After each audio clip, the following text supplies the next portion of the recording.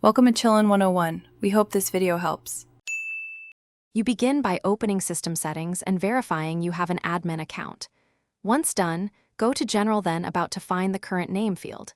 You need admin rights because name changes affect sharing and network visibility. Make sure your Mac is awake and connected to the network so changes propagate to other devices. If you use Apple ID or MDM, know those systems may override local changes. Now locate the computer name entry and prepare to edit it directly. You click the editable name field and type the new MacBook name. Choose a clear, short name without unusual symbols so it displays correctly on networks. Once typed, press Enter to commit the edit and authenticate with your admin password if asked. The system updates local records immediately and begins advertising the new name over Bonjour and local networks. Make sure to also check Bluetooth and file sharing names, as those can differ. Change them here, if necessary, so all services present the same name.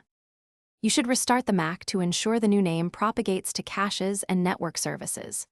After reboot, verify the name in Finder's sidebar, AirDrop, and System Settings About. If other devices still see the old name, flush DNS caches on routers or reconnect those devices. If the name reverts or cannot be changed, check for Managed Profile or MDM restrictions and confirm your Apple ID device name isn't overriding local settings. Contact your admin if an MDM policy blocks. Thanks for watching. Consider subscribing if we helped you.